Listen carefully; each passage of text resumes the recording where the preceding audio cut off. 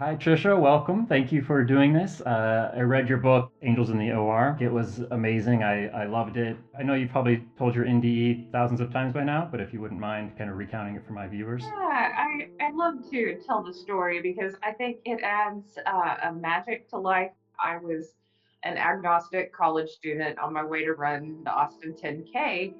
And unfortunately, or fortunately, I had this head on collision on my way to run the race. And I broke my back in three places. The spine was compromised, and three vertebrae were completely shattered. Pieces of the bone were pressing on my spine. I waited in the ER for 17 hours. I remember reading 17% chance of death. I thought, nah, I'm young, I'm strong, I was about to run a race. There's no way I'm dying. So you can imagine my horror and my excitement and my joy when indeed I did die on that operating table. And being agnostic, I assumed that, we just became nothing. That when we died, there was nothing. Maybe our energy dissipated into the grass, the trees, and the earth, and that was it. So when I had this deeper intelligence as a spirit, I was shocked because I placed so much emphasis on my brain that when my spirit form lifted out of my body, I was like, oh, I'm so clear. This is truly the true me. This spirit form is me. That body on the table is just a bloody piece of meat that they're operating on that I use as something to take me through this life. But the real me is the spirit. And it was so clear over there, like in those first few seconds my intelligence felt more heightened immediately. I felt like I could see the entire room. I could see what the surgeons were doing. I could observe a lot and understand a lot of information all at one time. And, we're not limited by eyes that look straight ahead. When we're the spirit form, we can just see everything. Then I saw these angels at the foot of the bed, and I didn't call them angels. And I still, I'm comfortable calling them light beings because they were composed of light, they were highly intelligent, and they communicated with telepathy through their eyes. And that's the part that really got me. I remember thinking, wow, this light not only communicates to me, but it's sending this healing into my spirit form and healing into my physical body. And I remember thinking, those neurosurgeons, I bet they don't realize that the angels are assisting them because the angels very playfully said, watch this. And they sent this light through the back of the surgeons, through their hands, and it lit up my entire body. And I knew that I'd walk. I knew that I'd run. I knew that I'd have a life after this. And I knew that it was partially because of their assistance. And, this was the 1990s. So you have to imagine that, Reiki is kind of common knowledge, that people use angelic realms to help people heal. At that time, I'd never heard of it. So this looked like the most far out scene, I'd ever seen in my life. I thought, wow. So this intelligence is working through the neurosurgeons for my benefit. How amazing is that? The next part of the near death experience occurred when the monitor flatlined. And we've all heard that sound. And that beep, I knew meant my body was dead. And it looked a little gruesome already. My back was open, and they also had my hip opened up because they were taking bone from my hip and putting it into my back. And I remember thinking, I don't think I want to watch how they're going to revive me. This is not going to be pretty. This is going to be really ugly. So I left the operating room, and when I was in the hallway, I observed my stepdad get a candy bar, and this became a verifiable detail later. But, in the moment, I just remember thinking, oh, that's funny. Thought he was a health nut. He's eating a Snickers bar, and moved on from the moment. But I hoped that he might be kind to my mom in case I didn't come back. So even though the angels told me I'd walk and run again, I think there was this embrace of the spirit form. And immediately it's like I was trying to take control of that and go, yeah, I don't really have to return, do I? Like this can be just my reality from this point forward. The parts of the near death experience that changed me the most was the next few parts, which was this feeling of oneness with everyone I'd known. And I think in these particular times, we need more of that. We need this understanding that what does all of this matter in 50 or 100 years? What matters is how kind we are to those around us. And this can include even people at a grocery store or a barista or anyone in our classes or people we work with, that we're connected energetically, that we're more of a there's this oneness of energy that flows through all of humanity. And when you're unkind to people, it reflects back to you in certain ways. So I felt this just like general love for everyone that I'd ever known, and really kind of got it that when we leave here, all that we're taking with us is this kind of wish for humanity to do well, to be better, to be happy. Then I transitioned through that. Some people call it a tunnel, or it was very quick for me. I was just in the night sky. And I looked out and I saw all these beautiful stars and this light. I wasn't afraid. There wasn't a single moment where I was afraid in this experience. And that's what I want people to understand, is that a lot of people live in fear of death when they're in the physical body. I understand that. But once you're there, it's not that scary. It's just another reality. And so in that place, I felt the intelligence of God coming toward me. God showed me my life. I relived certain moments. Moments that were most important to me were the moments where I was kind or I was in touch with God. Then God showed me that I should be perhaps better to people. At 22, I was a little judgmental, cliquish, and looked down on some people who actually prayed for me. I didn't like them because I don't know, they didn't go to my college, they didn't go to college at all. And so I just thought I didn't have anything in common with them, but it turns out their hearts and souls were very beautiful. And I could see this on the other side, and I was embarrassed by how I had acted. And I thought, from this point forward, I'm not judging people superficially. I'm looking at their hearts. Who are they? What is their true motivation in life? And are they good to others? And I think, now that lesson is played out so many times. There's so many manipulative people on this planet, and so many people who don't come from that pure hearted place. And I think God was showing me there are some people who come from that pure hearted place, and find them and make them your friends. And so I saw that very clearly, and then moved on to this beautiful landscape with where the grass was beautiful, so deeply green, as if nothing had ever touched it. There was no death, no harm. Everything was just vibrant with life. And my soul kind of hovered above this place. I began to hear messages as I was entering heaven, like love is all that matters, all that we take with us, be like a little child. Um, these particular messages seem simple though, and I remember honestly having a moment of like, oh God, please give me more. If I'm coming back, I need something more than a Beatles slogan of love is all that matters. Like, maybe you need to give me some formulas or some gifts or something, like this is not enough. Love is all that matters. But what I saw is that when I met my grandfather, he was part of the unconditional love that I'd experienced in life, and he was the only person who had transitioned. When I saw him, he gave me great peace, and I thought, well, all I have is the memories of love with him. I don't have the memories in that place of his dying form, of what he looked like when he had leukemia. I just remember his soul's desire to write stories to me, to connect with me, to be that loving grandfather, to be that figure in my life that showed me that I was important.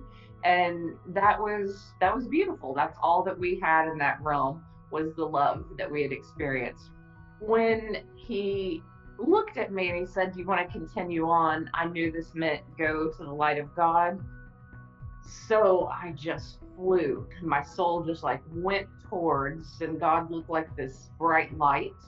But it was more than a light, it was intelligence, it was magnets, it was something that changed me.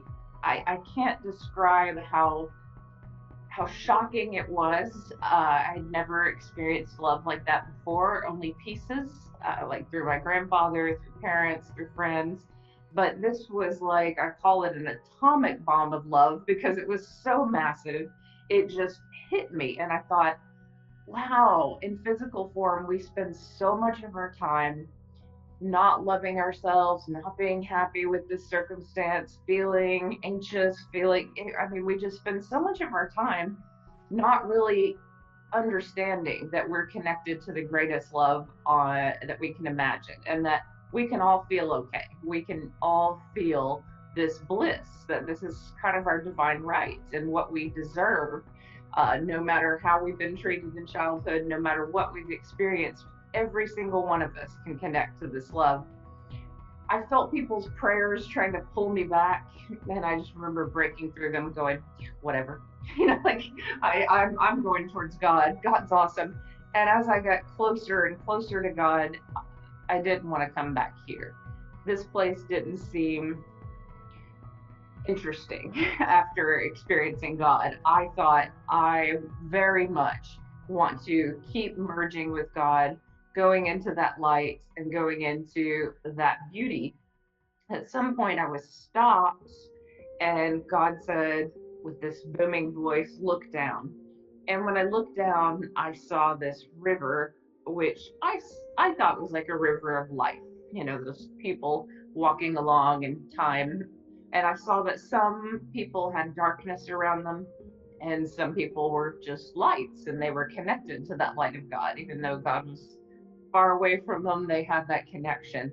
And I thought, what is that darkness? And it looked so simple. It looked like, oh, I can just remind people to connect to God, and that's all that they'll need. It didn't look complicated, like there are murderers down there or there are people doing really horrible things. It just looked like there's fear, and then there's a connection to God. And that's all there is. And so when God said, "I'm going to work as a teacher," I was upset. That was not what I wanted to do with my life. I'd grown up poor. I thought, no way, no, no, no. And let's just stay here or give me a different mission. And God almost laughed at me. And that's when I was hurled back into my body. Wow, that's incredible.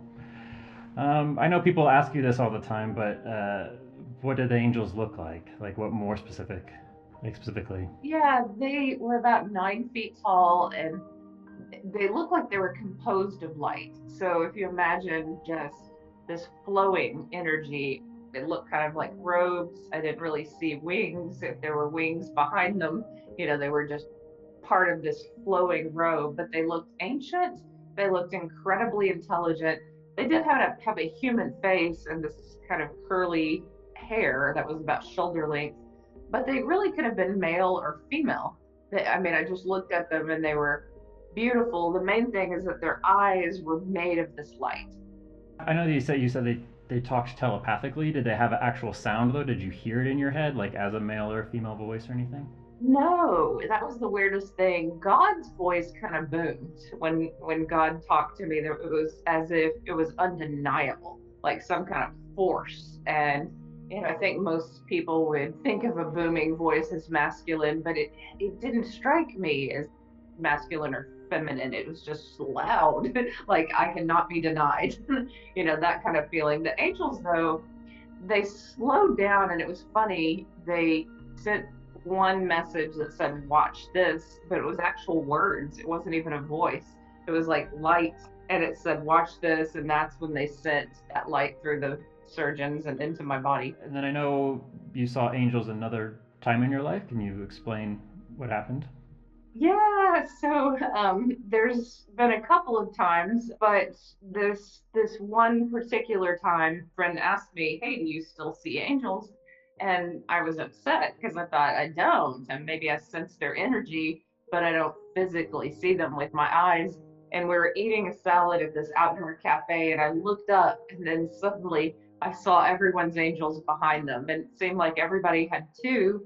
And then I also saw some spirits that were not in form, those angels, but were maybe ghosts or, had not transitioned on or didn't want to transition on as actual people just walking the streets.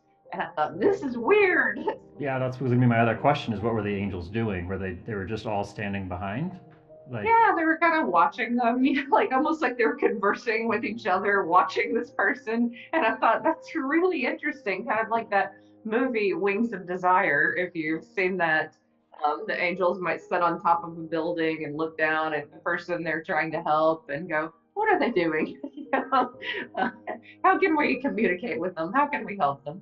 And how long was that? Because I, from the impression I got in the book, it was like a split second. But this sounds like, It was a split. It was a split second, yeah. But the thing is, like, just like the near-death experience, or just like a moment like that, it's so vivid that you keep going back to it and you keep trying to unpack it and go, what was that? And it's outside of time in a way, or it's so unusual from the rest of life that you keep looking at it, trying to find, well, what was that thing that I saw? But my first impression was, yeah, lots of people have couple of angels around them. And then there are also some ghosts walking the street, which is weird. you said in your book that your mom, you went to go tell your mom, who was a a very Christian woman, about your story, and then she rejected it. Yeah, so it's yeah, it's a painful topic, but I think people who have that ideology are also very committed to it has to be only one way. And if your experience deviates from theirs in any way, then it's rejected. So initially, I think my family looked at me and they thought, how could this girl who we deemed as the black sheep of the family and was kind of wild and, drinking too much, how could she, go meet God? I mean, I think they wanted me to burn in hell or something and, come back and say, I met Jesus, I'm changing my ways, I'm going to think just like you. If I had said that, they would have loved my experience. But what I said was like, wow, I'm loved and you're loved and we're all loved. And we just have to remember this love within us. And that didn't jive so well. So my mom went to her minister, told him about my experience. And as I was healing at her house, she brought me a pamphlet that said, all near death experiences that don't feature Jesus are of the devil. That was just this, devil posing as the light. And I had to say, no, my soul knows the difference, Mom. I know the difference between a lie and the truth. And I met the greatest love on earth. I met, like the greatest power, the greatest force that has forever changed me. And near death experiences don't always feature a religious figure. Sometimes that just isn't what that person needs. Sometimes they do feature that as a conduit of that light. But I did hear the words "be like a little child," which is biblical and reminiscent of Jesus. So I think there are some truths that are very beautiful and come through Jesus. I think, like I just, as a person and as a near death experiencer, I gravitated more to the idea of love. So if I happened to be in a spiritual community and I felt that there was love and community, I was fine. If I was at a Christian church and I felt that, I was fine too. But I could not stand judgment. I could not stand someone standing on a stage and saying that all these people are condemned when that's not the energy that I felt of God. I think God would just say, let go of your fear and call on me, have a real relationship with me. Don't even listen to that minister. Like I honestly think that's what God would say. I think I was listening to a different interview that you did, and you were talking about when you came back into your body, and they were like taking the trach out. They asked you, I think, what's your name? Yeah, yeah. So I was in surgery. So however they do that during surgery, like my throat hurt a lot afterwards, and they're giving me ice chips, but they needed after anesthesia to say for me to say my name, and I couldn't say it because I felt connected to this intelligence that filled up the room. I had just been in this place, and I was referring to myself in third person because it was just the body. And I was like, yeah, her name is Trisha. I'm back here, like, and I have to be Yeah. Trisha. And it was very disappointing. And they said, no, no, no, you have to say I.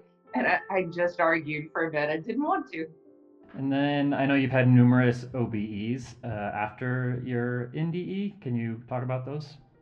Yeah, so a lot of people who've been through trauma have out of body experiences. So, certainly the car wreck was a trauma and the surgery was a trauma. So, initially, I couldn't stand to hear a siren or see anything on TV that had anything to do with surgery. And, when I was still in that body cast and barely walking around, if I saw that on TV, even if I was just passing through the room, I'd have to steel myself because I knew that I might want to leave my body, that I just was so terrified of the pain.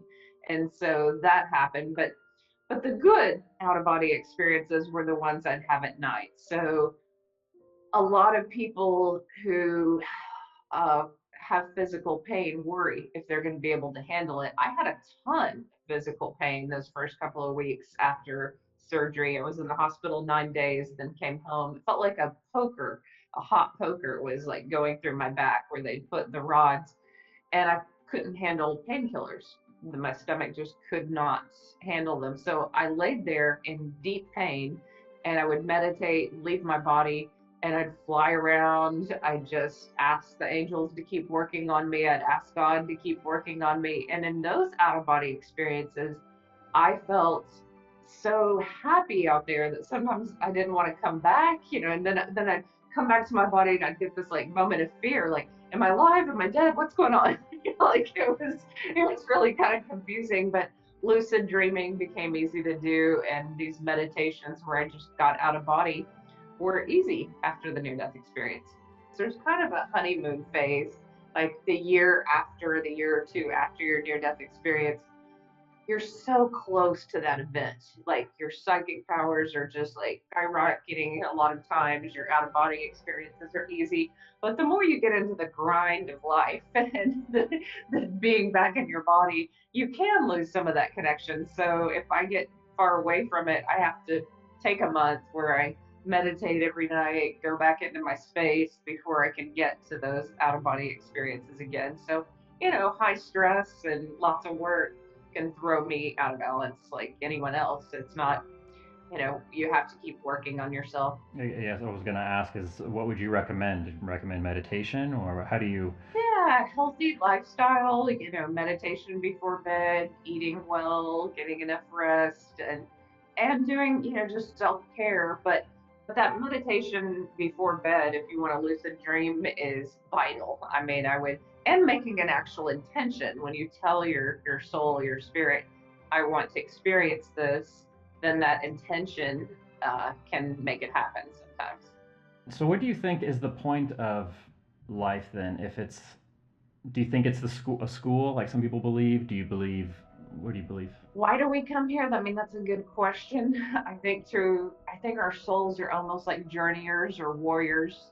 We're trying to learn something in a dramatic way by coming here. And those of us who remember it, we've won in a sense. It's like no matter what happens from this point forward, it's like we won, we got it, we remembered, we're loved, we're going to mess up, but we're going to do the best that we can from here on. You said you were agnostic beforehand, and then you're obviously very spiritual now. Was that an instant thing? Was that a gradual thing? How did that Oh come no, about? it was instant. Like I couldn't hang out with my friends who partied. I could see them every once in a while. If they were far into that realm, I let them go. If they were kind of friends who just went out every now and then and they were, college friends, when we had an intellectual connection, I kept them as friends. But immediately I was hanging out with 50 and 60-year-olds, and here I was, this 22-year-old, but they were the ones doing yoga, and these old hippies that were talking about spiritual things and leading groups, and so it was confusing because there wasn't this spiritual group with lots of young people. So I felt like I'd go do my spiritual things, and then I'd try to hang out in the world with young people, and I felt sad that more people weren't spiritual. Like that was a trying thing for me. If you could tell somebody one thing, what would you tell them? Yeah, be careful with your own energy and the energy that you send to others. Like, I'd love to just teach people the power of energy, because sending a good intent to someone or a loving intent ahead of time or as you're talking to them can be just a wonderful experience. And a lot of people intuitively know it, and I watch other instructors and professors and they do well, working with the youth. They're just kind and they smile and they're bubbly, and in general they put out good energy. But the energy that we send to ourselves is important too, because we all have a negative voice and a positive voice. And I think that voice behind that inner truth is the one that can choose. And it's like every time you can choose the positive voice to do something good for yourself, to do something healthy for yourself, to do something that benefits your life in some way. And getting into that place of, okay, I'm going to choose good energy for me and for others is really just being in connection to the light. I want to put this into words for your viewers. Before the near death experience, I was very much enclosed within myself. And it was all me, me, me, me, me. Oh, I don't like my legs. I need to work out. Oh, I don't like like it was just all about me. And after the near death experience, I couldn't get enough of other people. Like, I was intuitive, I was into them, and I was like, "What's this person about? What do they want? How can I help them?" It's just like my energy went into people, and that worked great if I was in the classroom or working with people. If I was given a role of power, then I could help people, and I would get messages from angels. I'd get messages from their ancestors, and I could channel it to help them. How about people get in contact with you? I know you have a YouTube channel, which you have a lot of great content on your YouTube channel. I've watched numerous interviews you've done, and I think you have like meditations. I did your angel meditation today. It's really good stuff. What's the best way? What do you prefer people contact you? Oh yeah, just my website has a contact page. So TrishaBarkerNDE.com, and it's TRICIA Barker NDE has a near death experience. If you would like a medium reading or to connect with me, I'm doing a spiritual community starting in September where I'm going to do group readings and meditations, and it's been kind of fun to connect with people in that way. So that's the next phase. Well, again, I just want to tell everyone that's watching this, like we talked for, I guess, an hour, and your book, I listened to it, was 6.5 hours, I believe. So there's a lot of stuff that you got in, you went very deep, and it's just a very good book. So I just highly recommend anyone that's watching this to check it out. What's Angels in the OR? Yeah, thanks. I'm glad you liked it. It was I loved it. I was like, I feel bad because I know Peter Panagore, who I interviewed, and I told him it was like a great book, and I loved it, and I did. I love his book, but I was like, Trisha's book I might like more. Like it's just his book is because I don't know. I shouldn't say that, but I might actually cut that part out. But I want you to hear it because I was like, I enjoyed it so much, and I think it's really important for men and women to read because I think a lot of women will be able to relate and learn from it. And a lot of men also need to read stuff like that to understand because a lot of men don't understand. So, yeah, yeah. I find that I like walking a mile in other people's shoes, and so I had no problem just being honest about my life. But there are so many books that affected me.